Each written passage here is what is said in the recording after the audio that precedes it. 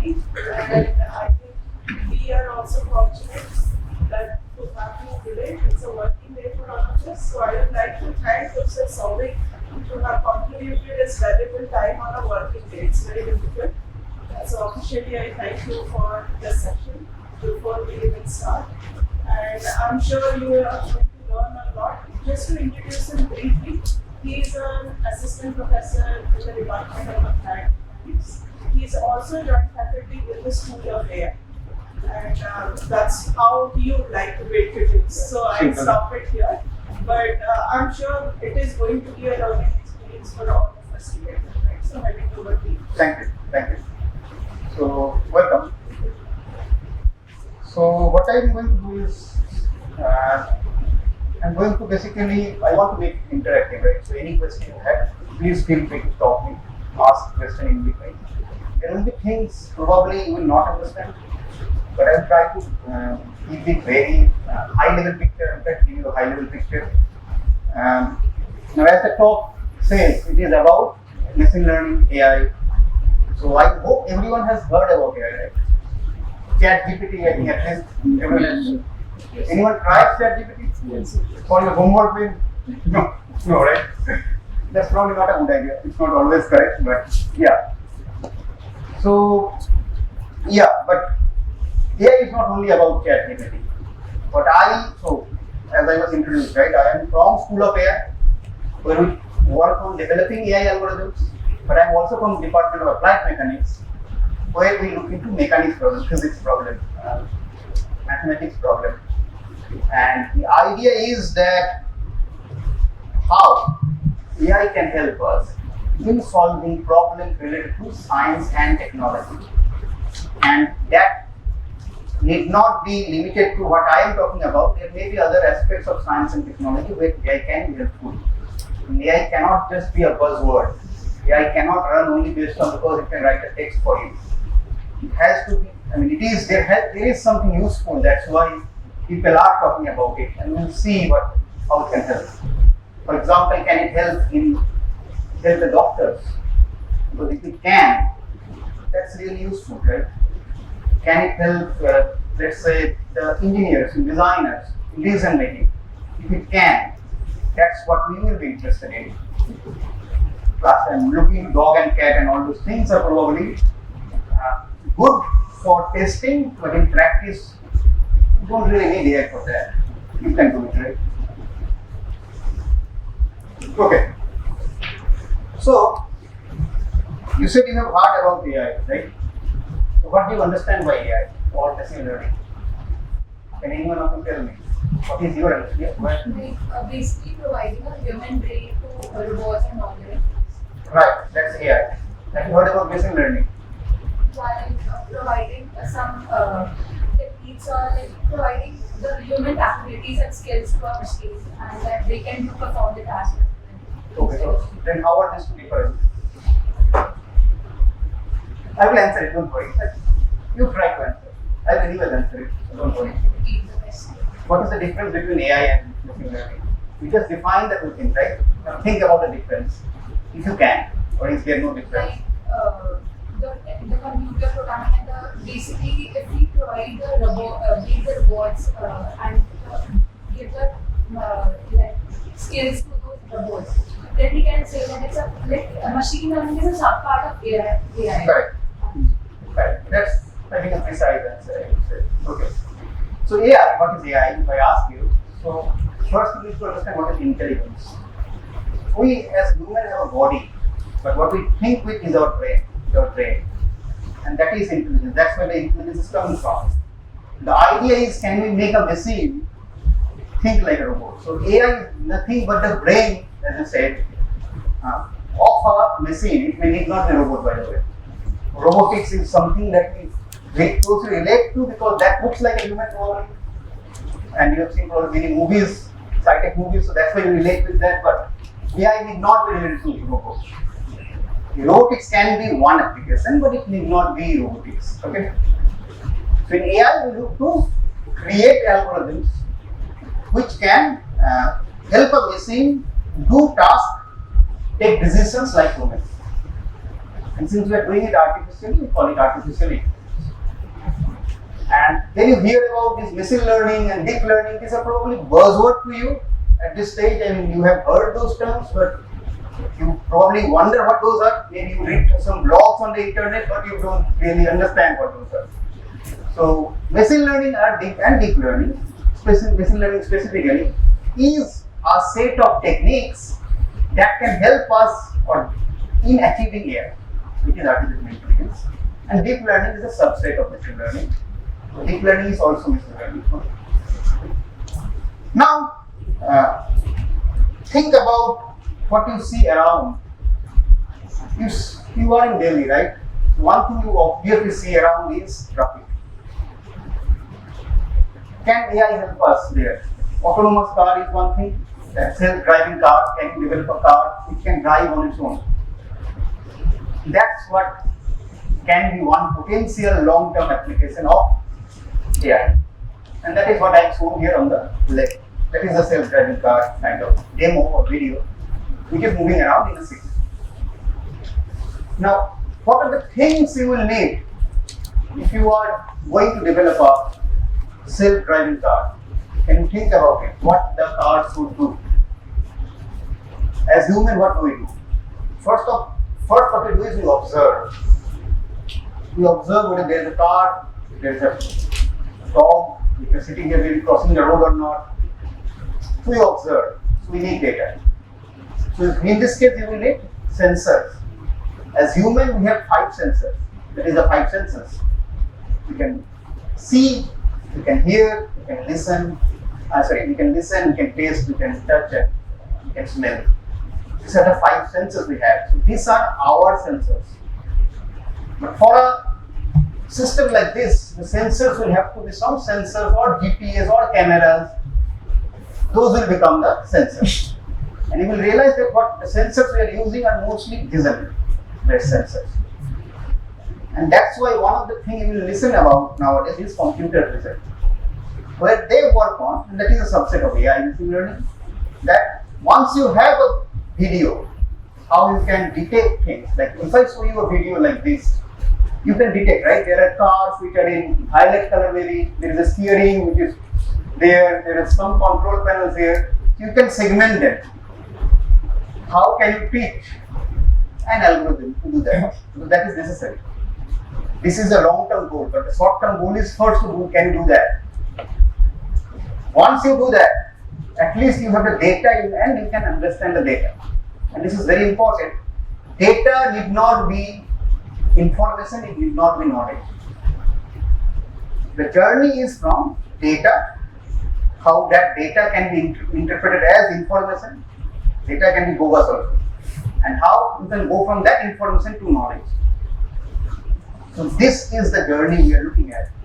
You might have lots of data, you just put a camera, there is the camera, right? You put it outside and measure lots of things. But then that is the data. That's not information until you process it. And from there you go to knowledge. We will not make this journey today, but on a broad scale, this is what the journey is about. Now, we talked about computer vision, you need that. Along with that, as human, what we do? We drive, we make decisions. If there is some car in front of it, whether to go through right, through left, when to press the brake, when to accelerate, when to decelerate, all of these are decisions we make as drivers. So if you need to create something like autonomous car, the car should be taking these decisions on its own based on the data collected from the cameras and sensors and so on and so forth. So ideally, when you are looking into AI, that is what you need to do is you need to break it into sub-problems, and each of those will need specific attention. And that's how domains are created: computer vision, reinforcement learning, control, and so on and so forth. I'll talk about that later. But that is more of a application you see around. But if you read newspaper regularly, you realize one of the burning issue right now is energy. We know about the war, Ukraine war, and because of that, you know that there is some issue with oil supply, gas supply. And gas is the major source of energy for Europe, and that's why Europe is suffering. Naturally, that is just one of the examples. And from fossil-based energy, we are trying to move towards renewable energy, which includes wind energy, solar energy, wave energy in the ocean, and so on and so forth. Now, when you think about that, for example, think about the wind turbine. This is the wind turbine on the right?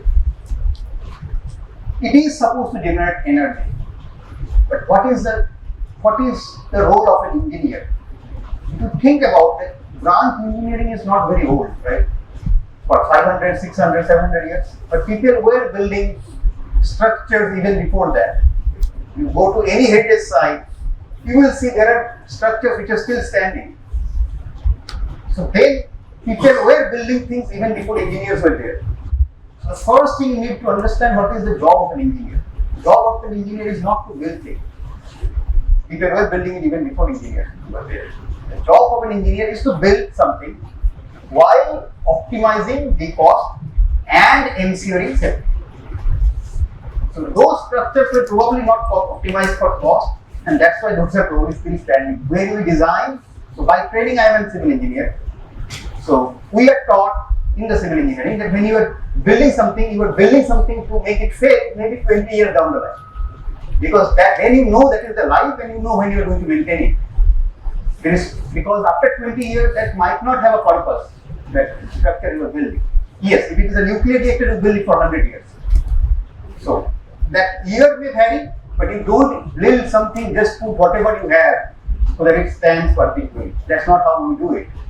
We do it to optimize the cost, to ensure safety for a certain time, and then you build it. Right? So following up on that, in a wind turbine, when you design a wind turbine, you want the wind turbine to be safe.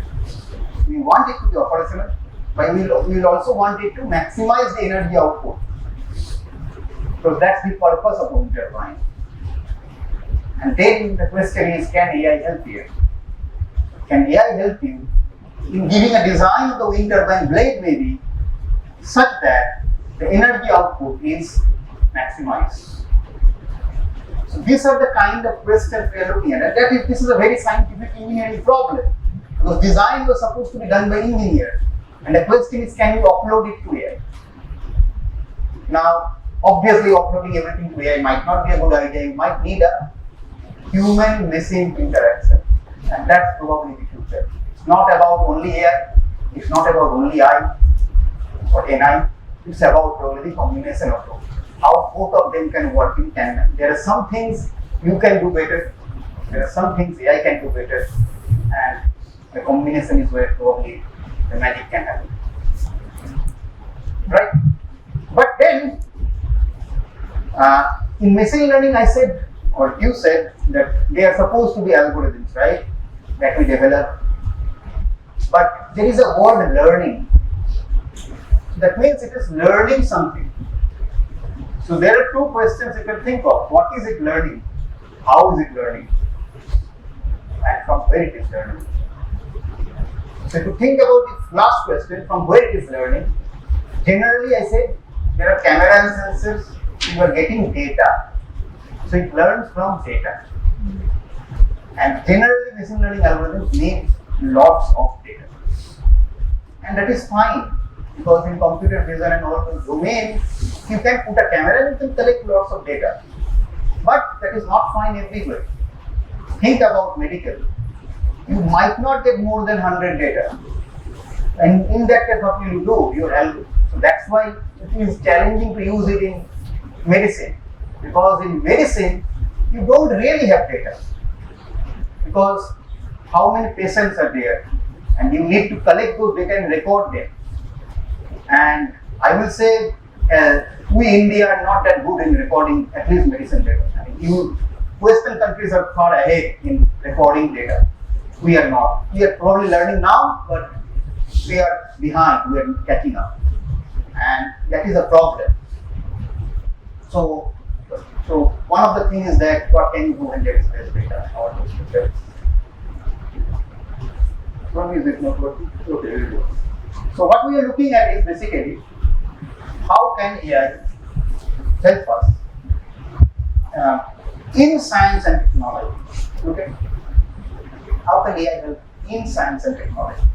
In specific, we talk about science more, technology less, but how can AI help here? These are some of the examples and we see. Okay, so before I go there, I said, what are you learning from? And the answer was data. Now, if you in machine learning, there are three types of learning there can be. One is supervised, which means someone is supervising you. One example is there are what 30 students in this class, and I am telling you that okay, out of 30, maybe there are 15 girls and 15 boys, 10 girls, 20 boys. I don't know the ratio, but something like that. So I am telling you that he is a boy, she is a girl, something like that. So I am not only telling you this is the data, you are X, so he is X here, girl or boy is Y. So with each data there is a level coming. So I am telling you whether you are a boy or a girl, she is a girl or boy. So this level I am providing. And if I provide those levels, so I will have two things, right? One is the data and other what that data is about. When you have something like this and you are trying to learn based on that, it's easier to learn because there is some leveling there, and that's called supervised learning because it is level. You can also think of cat versus dog. I give you 100 images to see a cat, to see a dog, and I told you which are cat, which are dog. That's supervised learning. And it is the most popular one actually because it is the most easiest one. So popularity is directly proportional with ease. Whatever is easy is generally popular. Okay, and you will see that when we give subjects, probably difficult subjects are not the popular ones, right? So there are exceptions, by the way. That's fine, but in general. Then there is unsupervised learning. Unsupervised is, and I will just tell you there are 30 students in the class. I will not tell whether they are male or female. And it is your job to cluster them, to make groups out of them. So when you make groups, you don't know based on what to make the group. Previously I was telling boy and girls, you can easily make a group. Now you don't have anything. You can probably make a group out of tall and short. It can be based on weights. It can be based on gender also. But I have not told you anything. And I have just told you that make a group of it. That's unsupervised learning. There is only X, no Y. The data does not come with levels. And then the most interesting one is reinforcement learning. Now can you think and tell me how a child learns? So the child knows nothing, right, when he or she is born. So how a child learns? He sees people around him and then he learns. That is one. But anything else you can think of? For example, suppose the child was walking one day and he or she falls down. He learns from his mistakes. I will come to that. Okay, that's a good point. So he or she falls down and started crying. The mother will probably to calm him or her down, brings a chocolate. He or she eats the chocolate. He or she likes it and stops crying. From here, what the child can learn? That every time he or she cries, he will receive a reward, which is a chocolate. So this is that based on the Observation. not only observation, acting. So it will act, do an action, which in this case was falling down, and based on that it will receive some reward. That is based, and based on that reward it will decide what to do next. It can be applied to car also. If you want to go to point A to B, there can be a shortest route, but that might be traffic flow. So distance wise that is shortest, time wise that is probably not. So using this you can take different route different times, and at the end of the day you will learn which route is best at which time of the day. Because in the morning the shortest distance will be the shortest time, but not in the busy peak hours, office hours, right? So that is reinforcement learning. That means you are acting and then you are either making a mistake which is negative reward, or doing something good which is positive reward, and based on that you adjust your action. This is the most common form of learning in human.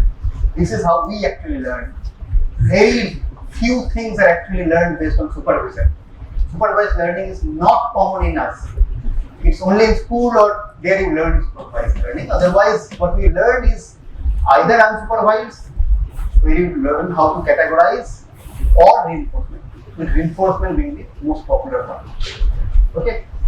So these are the three forms that you will see.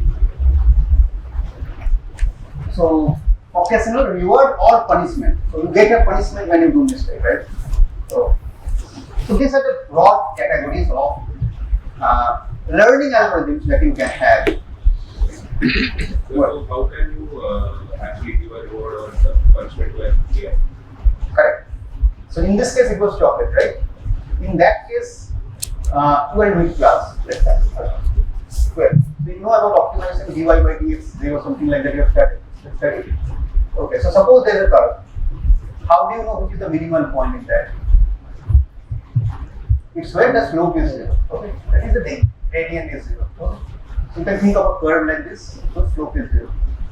So what you can think of in this case, reward, is you need to define some function which will reduce or increase depending on negative or positive. Let's say increase. It will increase whenever you do something correct, and whenever you do something wrong, it will reduce. For example, I am throwing something to you, and I have an counter. Every time I throw it correctly to you, and you can catch it easily, I will make +1. Every time I throw to him instead of you, I will make it -1. So that number is increasing, so it knows that it is reward. So everything has to be converted to number. So that's how system understands. Right? Any other question? Okay.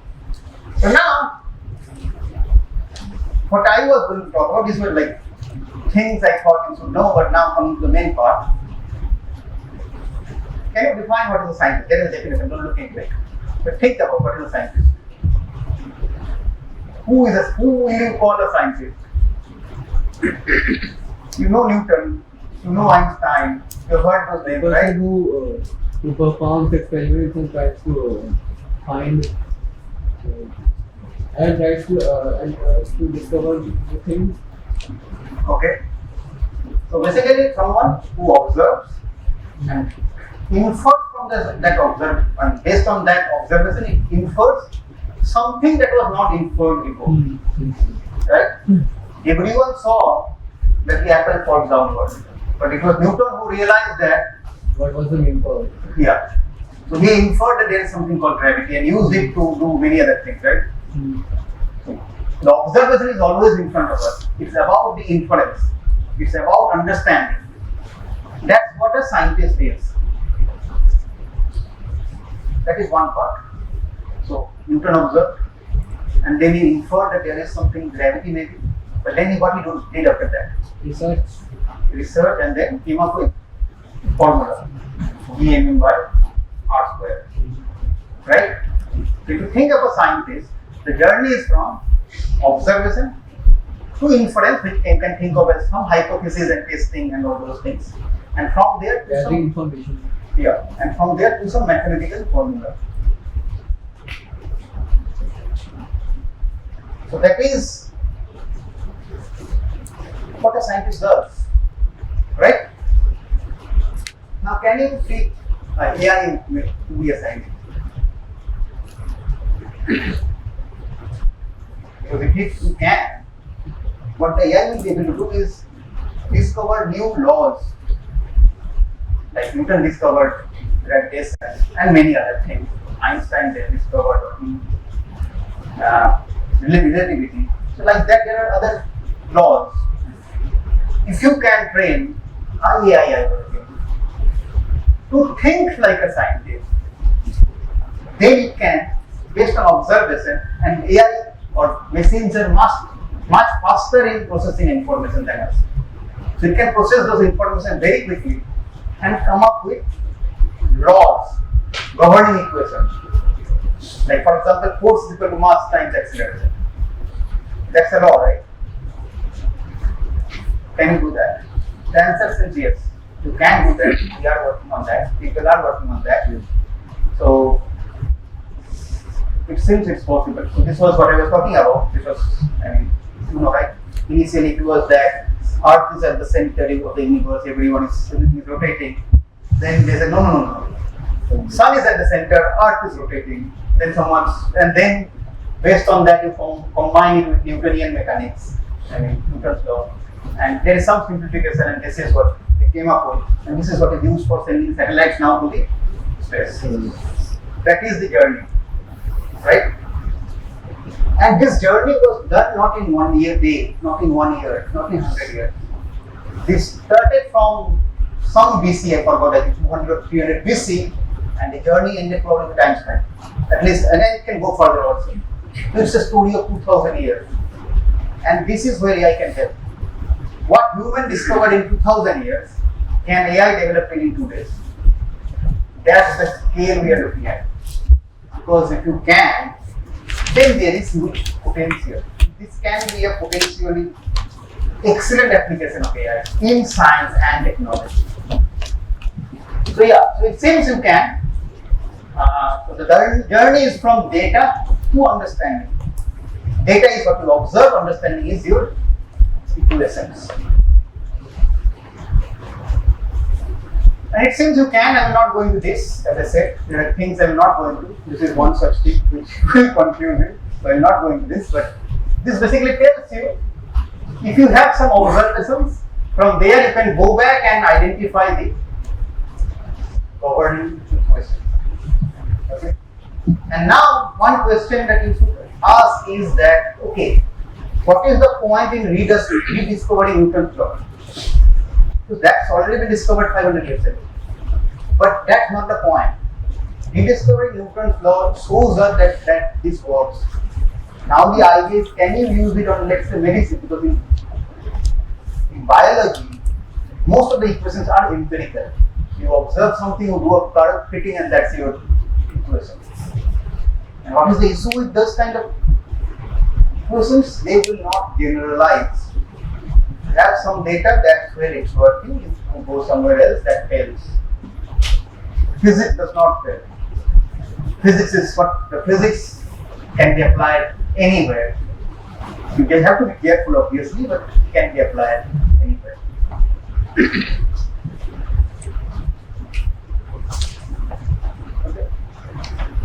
Okay. The other thing I talked about was that there are cases where you might not have enough data. In this case, in those cases, what can you do? You don't have data to start with, because the whole domain of AI and machine learning is based on learning from data. Now I'm reverting and saying you don't have any data. So what can you do? So that is actually a new domain which is known as scientific machine learning, SciML, SCIML. Okay? And there the idea is we don't want to learn from data. Can you develop algorithms that will learn from known physics? Because we use physics in real life. For example, wind, water, these are governed by certain physics. We learn later, maybe equation. Everything is governed, and we know certain physics, well-established physical laws. Can you use those models? It seems you can. That's why this domain came up in 2017. It was introduced for the first time. The term was coined in 2019. So you can understand how recent it is. This is a very fast-moving domain. What I am telling you might not be valid 1 year down the line. Next day, if I come here, we'll take over computers. Okay. So that is known as, actually what we call it now is physics-informed machine learning, where the machine learning is informed by the physics. I will not talk about this. Okay. Now, you have studied in history, right? There are different ages. What are the ages? Name the ages. Can you name some of the ages? Yes. Okay. Stone Age, Ice Age. Stone Age, Ice Age. Bronze Stone is a material. Ice is a material.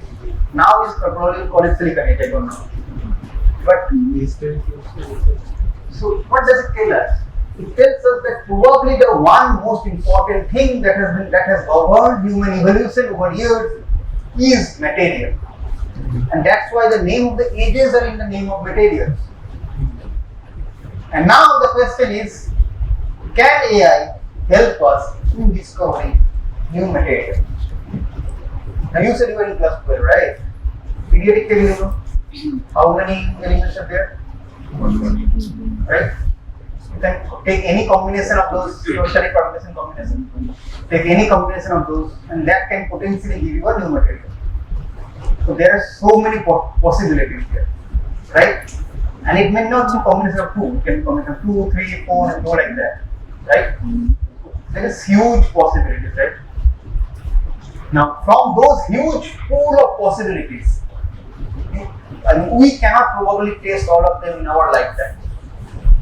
But from those huge possibilities, which combination will give me a new material with a property that I desire? That's material discovery problem.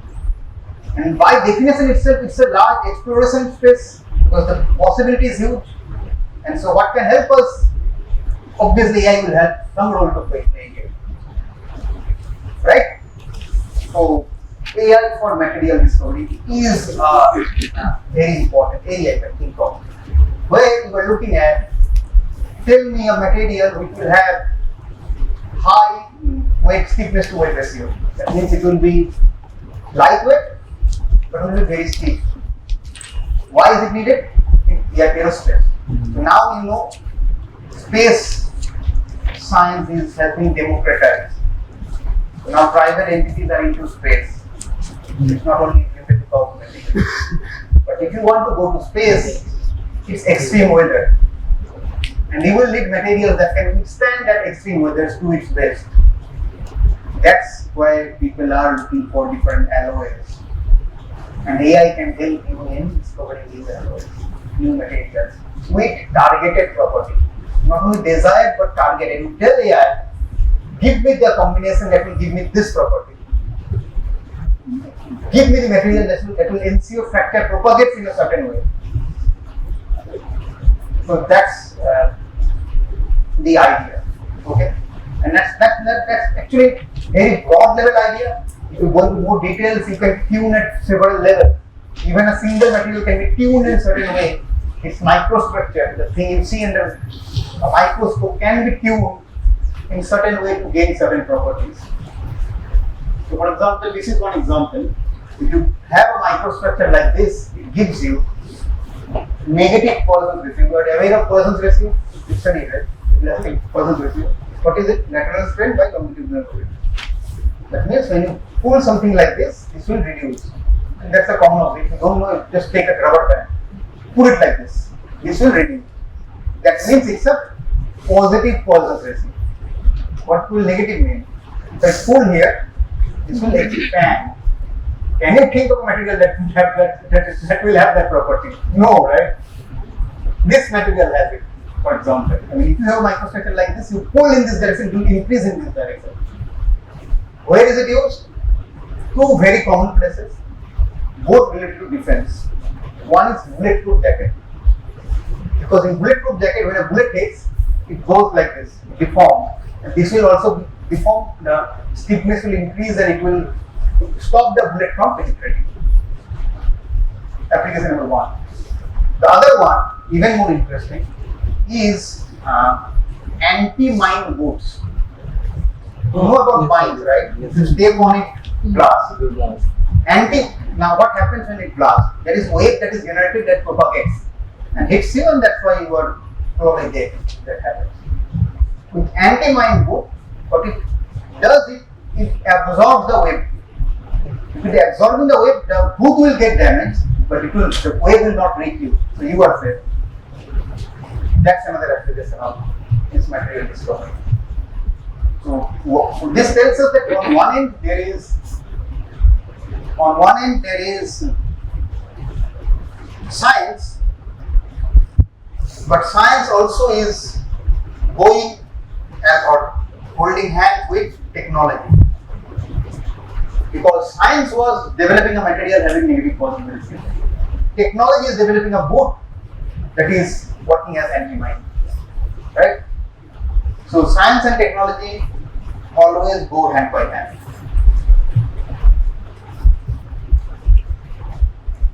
Okay. Now, what are the other applications you can think of? Let me coin a new term which you probably have not heard of. Digital twin. Have you heard of it? What? Digital twin. Twin. Right? Twin brothers, you know? Yes, sir. Digital twin. I will come back to this later. Let me first go to digital twin. Yeah. Digital twin. No, right? So what do you understand by twin? Although twin does not mean it has to be identical, but we know that in sometimes it is identical, right? So digital twin means it is a digital replica of a real life physical asset. Okay? Now, what does it actually mean?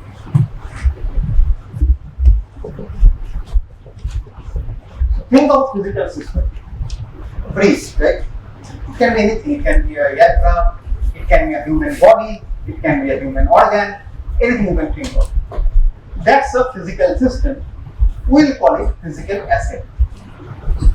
Now, in computers, you can always build a model that is a virtual replica of this model.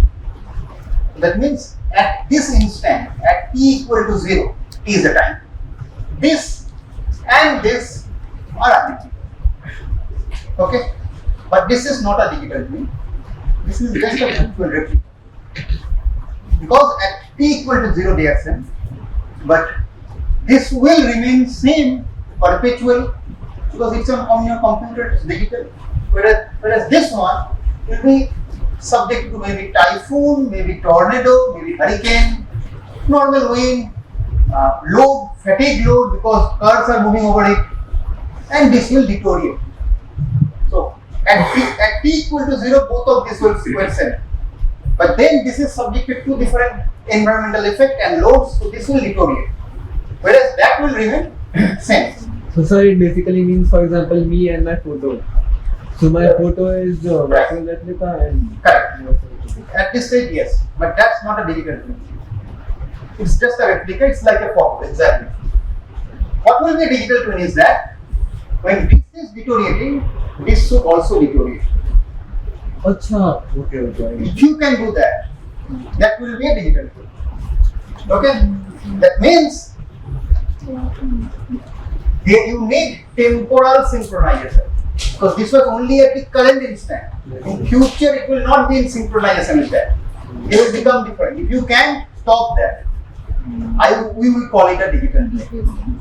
That means we can redefine a digital twin is a virtual replica of a physical system and is always in sync. There is always a synchronization. Now think about it, the potential application. This is a huge domain in the industry right now. I am working with digital with NVIDIA, with Siemens and other companies because industry has huge need for this technology and it's in its infancy right now. Because just replace this bridge with a human body. Okay? Now one fine morning you realize that your eyes are red. You might ignore it. But if you have a digital twin, what you can do is you can simulate a digital twin to predict the future.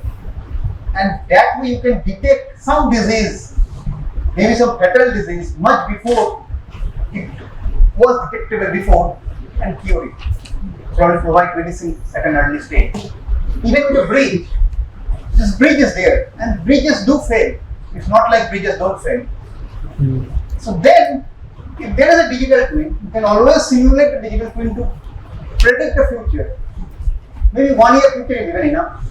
And then based on that, do maintenance even before something happens. You can plan your maintenance. And that has a name known as predictive maintenance optimization. So this digital twin concept is very useful I gave you the example of human body that is maybe 15 years from today that will become a reality. It's not a reality right now. We are working on human organ. Even then it is very difficult. And the difficulty is, so how will this be achieved, by the way? To achieve this, you will have to put sensors on this. And those sensors will go directly into your computer through cloud technology. So IoT, Internet of Things, what we call it now. And then based on that, this should be updated regularly. So it will track the data. Exactly. It will take the Like data motion capturing in movies and also. update it. Okay, that means there is machine learning here. Yeah. The data is coming and based on that the model itself is getting updated. But the problem is these machine learning algorithms are not fast. I mean, they are fast in the prediction stage, but in the update stage or training stage, they are very slow. When I say slow, I mean it can take hours. Now, if something is happening, in some cases you need this instantly. So it's in development, I think. So that's difficult. So for example, we just started working with University of Cambridge on developing digital twin for farming. So in London, there is space grant. So there is a concept of tunnel farming, where they create tunnels underground and there they do farming. But there is sunlight and all those things, so there are ways to have sunlight there and you can control them, right? And all those things. Even the atmosphere needs to be controlled and so on and so forth. So now, with this digital twin, what we are planning to do is that we will plan or predict what will be the weather tomorrow, and accordingly we will adjust those vents so as to get the optimal yield. So optimal temperature condition and those can be maintained. So predict and control. So now why we choose this? One, obviously farming is a very big issue, agriculture is a big sector, but also because this gives us time. You can only update once in a day and that's enough. If you are looking at updating every second, then probably we are not yet ready. But one day, every day you can easily update, right? Morning before you start, by 6 it is updated. And then you make the decisions. So that is on like how technology can help in farming. So technology is everywhere. It's just your will. I mean, if you have will, you can help many sectors, probably all sectors. But as I said, I told you something about it. But what is inside a digital twin? Can you guess? That is the next slide. What do you think will be? What are the requirements of building a digital twin? Based on our discussion till now. Sensors, okay? Machine learning algorithm, a physics-based model, and some decisions have to be taken. So a decision model. So basically, there are 4 modules. Okay. Visualization. That means, as a user, the farmers don't care about what you are doing. They just want to see an interface where they can see those things. They don't care what sophisticated technology you are using. As long as they are getting the benefits, that's fine. So that is the visualization module. So that's the front end, what the user will see. And then at the back end, there is update module that will collect data and use the machine learning algorithm to update itself. And then I say you can predict, so that's the prediction module. And based on prediction, you are taking a decisions, right? Whether to allow, how much sunlight should we allow, what temperature we should maintain, for the first example. Whether we should do maintenance or not, for the bridge example. Whether I should go to see a doctor now or not, the medical example. And in all those cases, that's the decision module that can help you in taking decisions autonomously. If all those modules are there, we call it the autonomous digital twin. That is just self-sufficient, at least theoretically. And then if this is not there, you can call it predictive digital twin. A digital twin that is in sync and can predict.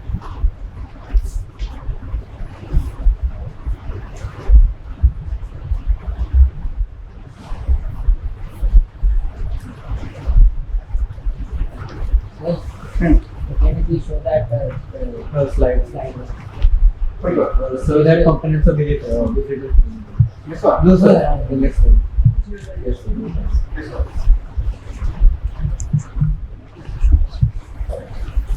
What But if you're interested in digital twin, I have a course on my website. There's a full course on digital twin. Probably will not understand, but see the first lecture. Let us hold 1 hour on only digital twin. Just introduction. These things in more detail. No maths, nothing. No advanced things. Just motivate. If you're interested in like whatever I'm talking about, I think I have courses for all of that on my website. Don't go into the details of the courses, and those are heavily mathematical. The first lecture is never mathematical. So that's what all of you can probably understand. Okay. So now, next we'll told about that digital twin in medicine. We are working with AIMS, and based on that, we were trying to develop digital twin that can help us or help doctors in be a better doctor. So when I talked with Dr. Harris, who is from AIMS, he said that I don't care what the technology is about. I am happy as long as it can help me be a better doctor. That's what we are looking at. Because obviously, I mean, if you are just doing and solving small problems and there's no societal value, no application in society, then it's probably not useful today. Scientifically, it is useful and it may become very useful in the future, but as of today, it's not a technology. It's just science.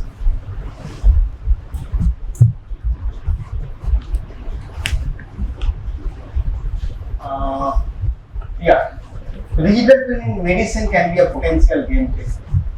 But the problem, some of this I have already listed. One is data is not readily available. Second is the physics. If you are thinking of using the physics-based model that I talked about, physics is also not known. So we developed, the scientific machine learning was developed as an alternative to data. But now in medicine, we neither do your data nor protect. So you don't even know what to do. Okay? And then it's medicine. Life is involved. It has to be highly trustworthy. I mean, you cannot even use it if there is a 5% accuracy is very good in engineering. It's very bad in medicine. 5% means 5 people dying in 100. So, I mean, even during COVID, I think 3.14% was the detection rate, something like that, right? So, 5% is very bad in medicine, very good in engineering. And then there is one more issue. Hospitals don't want to share data among themselves because it's your right, it's personalized data, right? It should not be shared because of privacy issues. And that's an issue very specific to two sectors, at least if not more. One is medicine domain, the other is banking.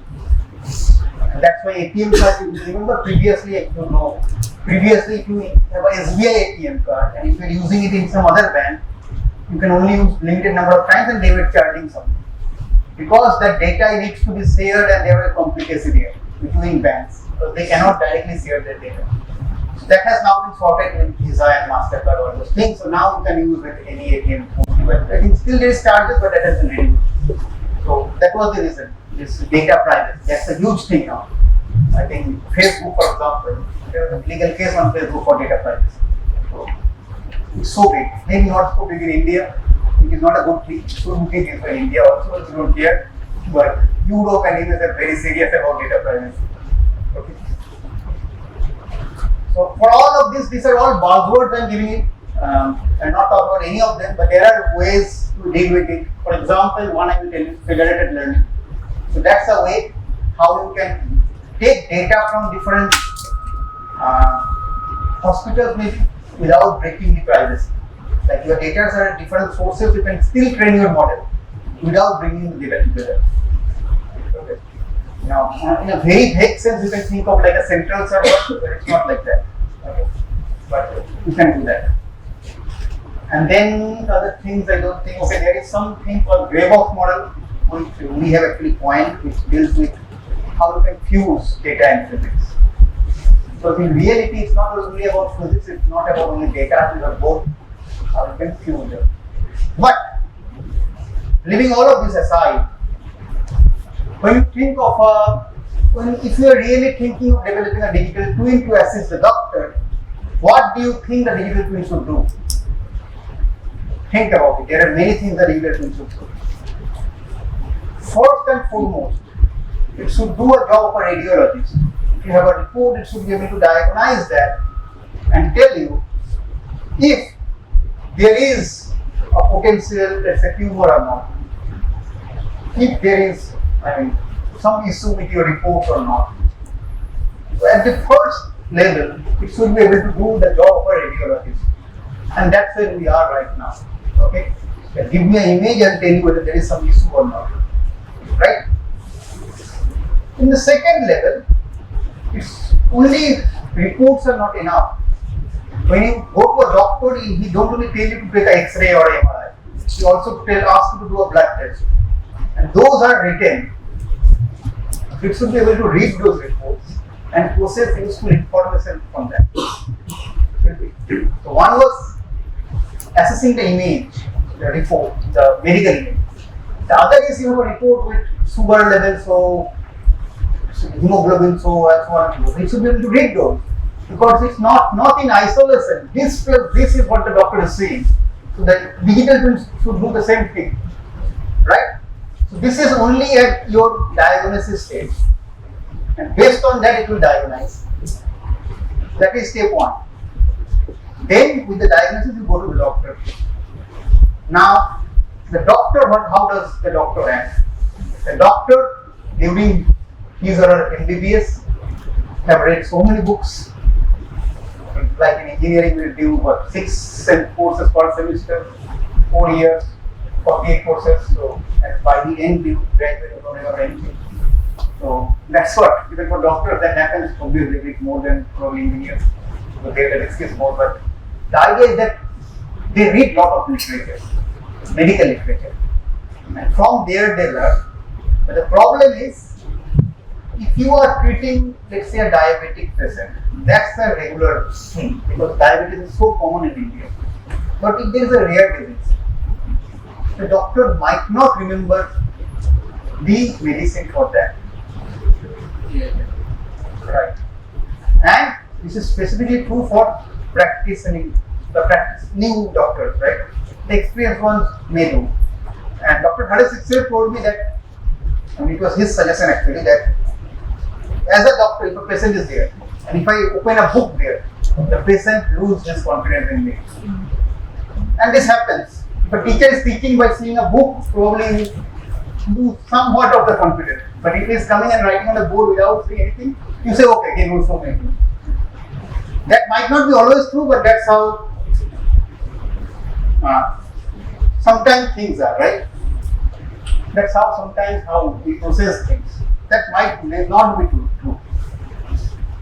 So then, AI, what it can do is, it can debug all the literature and give you, based on the diagnosis, okay, this is the potential disease based on medical imaging and the reports. And for it, the possible solutions are this, right? And then, once that is done, it is also possible, and we realize it more now than maybe 4 years down before, that there may be a disease for which treatment does not reside. COVID. Yeah. So COVID, even cancer to some extent, right? In that case, can it discover medicine that can potentially solve that issue? It is this domain of its own. People in chemistry, even in mechanics are working on this. There is a new domain known as computational medicine, where you are developing computational model to run scenarios to determine which drug can work. And the idea is very simple actually. You have a protein structure of the virus, for example, COVID, you know, that image everyone has seen, the spikes and all this, right? Now what protein, what medicine, the molecular structure, will go and attach to it and cure it. So that's what it looks like. So it's basically a molecular dynamics problem, a mechanics problem. Okay. Even so, there is a faculty in our department. He is working on mechanics of stroke. Stroke is a very common reason of death, and old people, even younger people nowadays are having it. But there is a mechanics of that. The brain deforms in a certain manner. So can you study that? And this is where AI can help. Like discovering these new drugs, AI can accelerate that. These molecular simulations are very expensive. one simulation can take days. So can AI help there? So that's another potential application area of AI, right? And lastly, and this is not relevant to you, but the idea is that whatever we are developing, it should be open source, because we have our limitations. I have my limitations. I have 24 hours. I have certain number of students working on it, and we can do only so much. But if it is open source, people from across the globe can work and integrate their work, and that way it will truly be a digital twin useful for the doctor, for us also. If it is useful to the doctors, it is useful to us. As simple as that. Okay, so let me show you, to conclude, I will go back and show you one result, and then I will take some questions if you have. So, just before digital twin, there were some results which I skipped. This is one example I will show you later. Yes, so this is one work we did. This is about tumor detection using AI. Okay, so here is the broad level idea. You have an organ. The organ has certain properties, material properties, right? If there is a tumor, that is a foreign object. That was not expected, and its properties would be different. So in this case, the idea was, by USG, ultrasonography data, can you detect whether there is a tumor present or not? That is the idea. And the idea is very simple. If there is a tumor, it will have a different property. Same here, you see that. Okay. So we develop an algorithm to check whether it can detect tumor. It will not tell you whether it is cancer or not, just tumor, based on USG data, which looks something like this, which is basically displacement. So give a very low frequency kind of signal, it displaces, and that's what USG data. And from there, it seems yes, you can with very high accuracy, I think around 1 to 2% accuracy level. I think you can detect whether there is a tumor. And it's not like it always works. For example, it is showing there is a tumor, and there was one, but it's also showing something here, which was not there. But then this is good enough because it's a classification, yes or no. And in that case, it's accurate. But is it giving the exact image? No. Which is fine, at least for this example, not for all this. Okay. Then another example, this one again I will come later, this one. So you have mobiles, right? Everyone has mobile. In mobile, you see your prediction, whether it is going to be rain, we are going to rain tomorrow. So you have 10 days prediction if I am not wrong. But those predictions are not always very accurate. And we try to address it. We developed algorithms which can predict. So this is basically, you can think of it as digital twin of Earth's weather, Earth's climate. That means, now in this case I am showing only temperature, but it can very well have rainfall and hurricane, and all those maps can be done simply. The idea is very simple again, that we have a lot of data from the historical data of the predictions, I mean of the measurement of temperature and all those things. Based on that, we developed a model that will take previous 7 days and predict next 7 days with high accuracy, and obviously it will get updated. For example, when it goes to next day, it has the measurement that will go back and it will again predict. And it predicts in microseconds. No updating, nothing. Updating is only in the data, not in the model. So that was another thing. And the last thing is, which I skipped earlier, is this one. So India is a very heritage-rich country. I mean, there are many heritage structures in India, and for those structures, neither do you have the engineering design, nor you know anything, and neither you can do any purchase there. It may fall down. So here the idea was for such structure that the design is not exactly available, physics is obviously not known. How can you ensure the safety of those structures? And one way of ensuring safety is to compute reliability. his probability of failure, or 1 minus probability of failure to be more precise. So then we worked on that. We developed something, some algorithm, AI-based algorithm, which, so it is actually an extension of learning to be a scientist, because there from data you can predict the governing students. That extension we used here, and it worked. So even for data structure where you cannot do anything, just take the normal measurement, whatever is happening over the years, that you can measure. You cannot put any external excitation. So from there you can predict the reliability or how safe it is of that structure, whether there is maintenance needed or not, and so on and so forth. Reliability is just the first step. So the bottom line is that AI is not a new domain. People will tell you it is a new domain, it is not. Going to history, I think this term was coined in 1953 or something like that. Okay, I might not be very precise in the date or year, but around that time period is what we are looking at. So it's not new. There are certain things, certain developments that has brought AI to the forefront, and rightly so. And you will be can you even guess? So something happened in 2008-9. Some industry from where AI came into the front line again. And that industry, can you guess what industry it was? Gaming, computer gaming. Because for computer gaming, NVIDIA came up with GPU systems. So you think gaming is bad? No, it's good. So, and from there, AI model, because it was now started using the GPUs, it became popular. Because now you can use it. Previously it was all theory.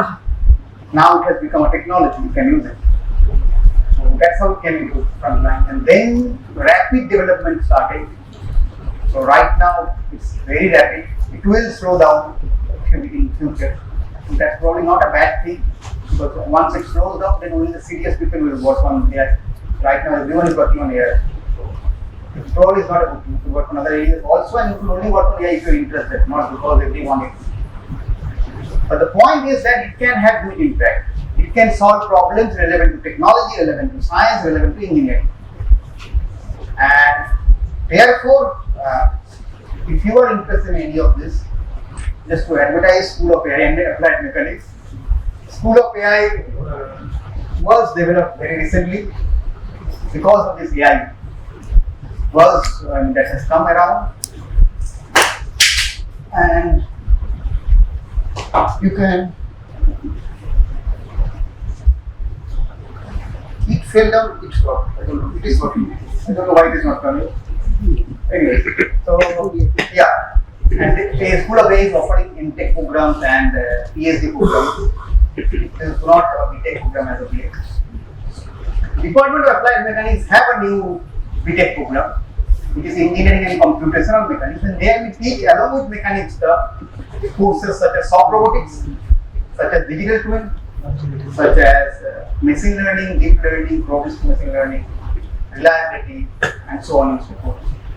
I think you are paying for JEE, and you can look at the website of Department of Applied Mechanics. I think all the details are here. Okay. So I'll stop here, and I'm happy to take any questions that you have. Thank you.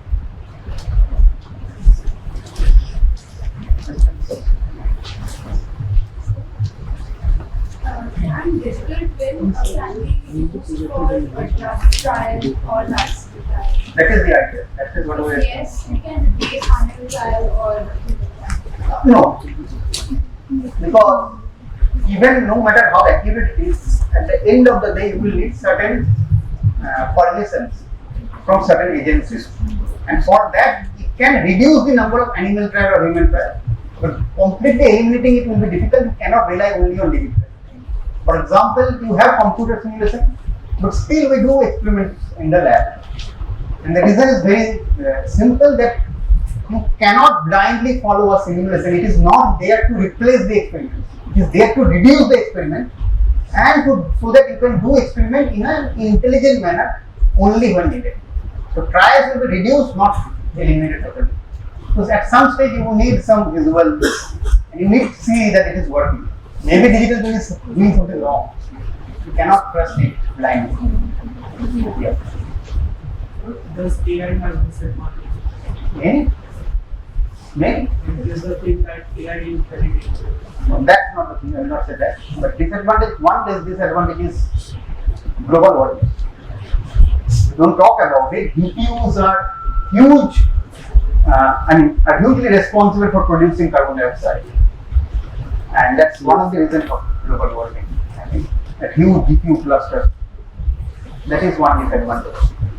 Second is, so we need to address it, and there is a new area called green AI. We are also working on it, people are working on it, but they are trying to develop AI algorithms which will be energy efficient, which will not consume this much of energy. And then the second part is AI is dangerous or not. Now this happens when you don't understand AI and probably see a movie like Terminator 2 or 1. That's where it happens, that comes from. For AI to be, so even AI you can develop into two parts, divide into two parts. One is generalized AI, which is nowhere near where AI can think on its own. And the other is shallow AI, which we are currently working on. Right now AI is at a stage where if I teach it to distinguish between cat and dog, and then I tell it to distinguish between male and female, it will forget to distinguish between cat and dog. That's known as catastrophic for it. People are working on that. But I don't see AI to be dangerous for at least next 100 years. At least for the near future, there is no danger to human at least from AI. Yes, there are dangers. Some humans will lose their job. For example, truck drivers. This autonomous vehicle comes, truck driver will lose their job. You hope that. Sir, can AI help us to detect tsunamis in prone areas like Andhra Pradesh and Gujarat? Right. So people are trying that earthquake detection and all those things. But the problem is AI can do only so much, and you need proper data for that. Which data will tell you whether there is a tsunami coming on? If you give me that data, AI can, but it's not magic, right? There is a maths, there is a science there. If there is a data that indicates something like that, AI can do that. But if there is no data, then it cannot. Because that's how it works. So how accurate is digital twin? Like it would require updation, and what if the updation is wrong? Then the digital twin is wrong. So there are two questions actually there. One is what stage the digital twin is right now. I mean, technology-wise, it is at its infancy. Okay, I think the term was actually coined in 2012. The first application of digital twin was by NASA in 2004, but it has gained popularity since 2019, and people are expecting huge, big things there. But right now, it is at its infancy. Second, is about accuracy. So that's why one of the biggest issues that I did not talk about, because that is more mathematical, is robustness. You need to ensure your digital twin is robust. That means even when it is failing, and it will fail, we fail. So how can we expect a machine not to fail? Even when it is failing, it should fail while giving a warning. For example, if there is a uncertainty method, it is predicting but it is saying the uncertainty is no. That means I am telling that this will happen but I am not sure. So if that can be there, then you are probably safe. But if you are only relying on the prediction, then that's a blunder. That should not be done. Because we say that, okay, if you ask me something, I can say that I don't know. AI should also, digital twin also say I don't know. Or it should say, okay, this is possible, but the probability is less. I am not sure. So these things are necessary. And lastly, one very important thing which has now come out is XAI. It is known as explainable AI. So what AI does, you give a data, it tells you something. But what is the logical reasoning? If I ask you, why are you saying this, you will be able to make a logical reasoning. But can AI do that? The answer is yes. That is, people are working on that. Because once that is there, you can see the flaw. For example, data can be very misguided also. One example let me give you, and this is a very interesting example. It has been observed that, so we have data, time series data of two things. One is SAR kata, the other is ice cream sale. And people have observed whenever SAR kata increases, ice cream sale increases. Whenever salt attack reduces, ice cream also reduces. So what the data is saying, they are correlated, but they are not. Because there is a cause there. And this logical reasoning is what XAI does. The cause is, during summer, people go to beach, and because people go to beach, more people are attacked by shark, and so the reported shark attack is more. And during summer, people buy more ice cream. So that's why two data are not correlated. There is an event that is controlling both of them. So this logical reasoning is what XAI is providing. And if that is there, you will be able to judge whether the reasoning is correct or not. If the logic is correct, the answer should be correct. Because AI will not do calculation mistakes like us. We can do those silly mistakes, AI will not. But so the reasoning is what is important, and that's what XAI is providing. So can we by any chance predict what new leadership using? There is work on that. Yeah, so by looking at the human face, your smile and your eye and all those things, there are work on that, which tries to do that. How accurate is that, I am not very sure, but people are working on that. That just by taking image of your face, your expression, it can try to predict that or how well, what is your mood right now. Okay. So, any one of you have seen Big Bang Theory? There it was there, right? One this thing was built at 30 minutes. Yeah. Has there been any attempt to make an AI that can model something like political trends? I don't know, to be very honest. And because I have not followed that area, to be very honest. So I think it can be done to some extent, but the data is very complex, at least in India. There is, we can go hours on talking about the political trend because there are several factors in several regions. South will have a different trend, several factors, North will have different, East will have different. So, if you give the correct data, I don't see a reason why it can't. But the correct data is the important part. And the data is very fast. Both spatial and number of types of data. So, yeah. Can digital twin help us to go back in past? Do what? Just to go back in past. That it can predict the past. Yes, it can predict the future. But you are not going in back in past. What it can do is it can show you digitally what it was like in the past. For example, you can think of Brig, right? Very simple. You have data for today. From there, you can always infer what it was like 10 years before or 5 years. Based on that, you build a digital model. It will show you this is how it looks. That is what you need many years. But to certain extent, obviously. It can predict the future, that in the future it will because of natural gravity and that it can destroy it. How long is the right question? Right now, it's very short term. Like 1 year is more than enough. Because we have to think of the potential application. Right now, we are looking at what? Predict. Even if I predict 2 days, I will be happy because the agriculture we are predicting 1 day.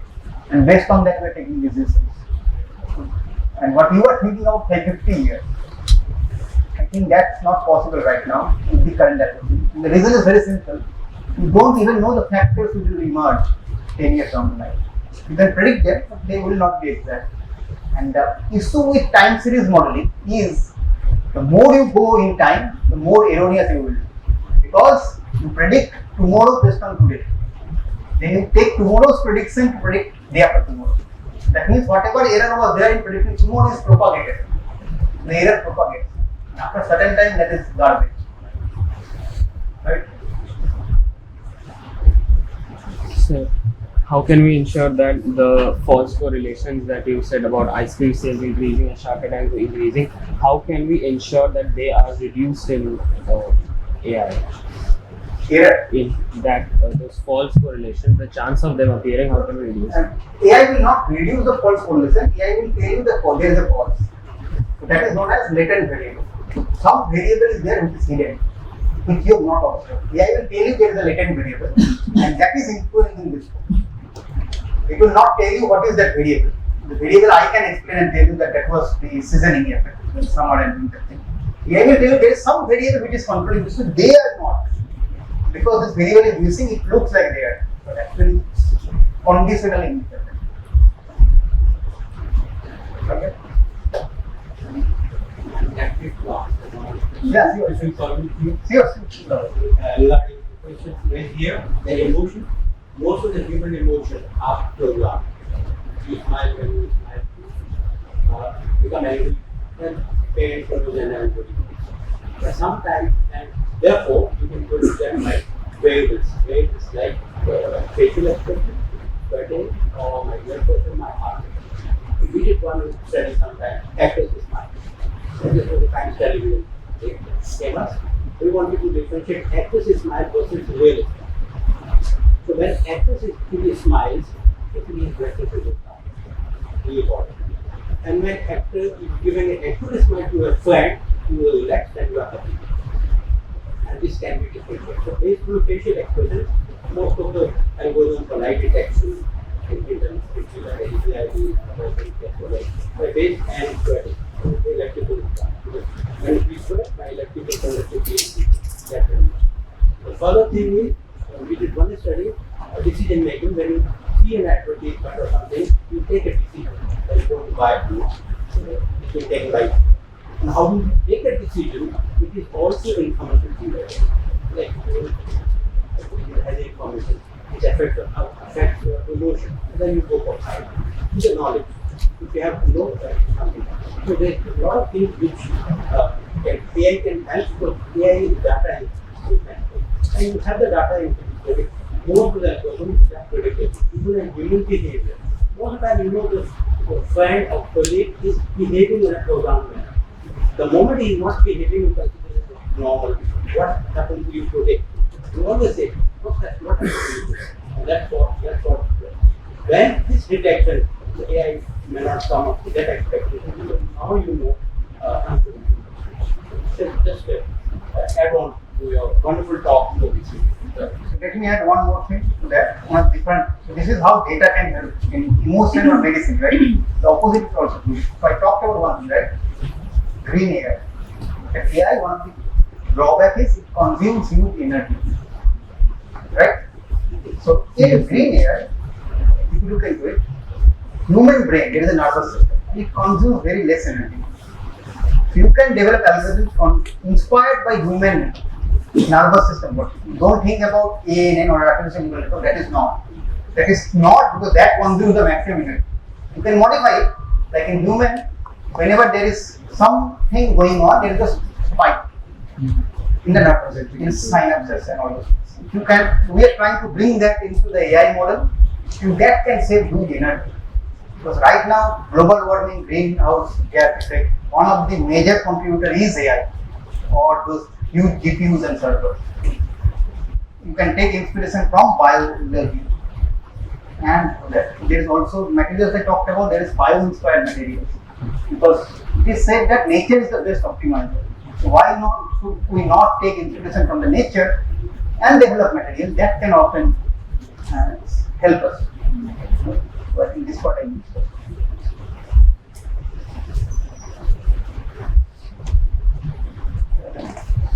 Any more questions? Okay. Thank you so much. First, a big round of applause.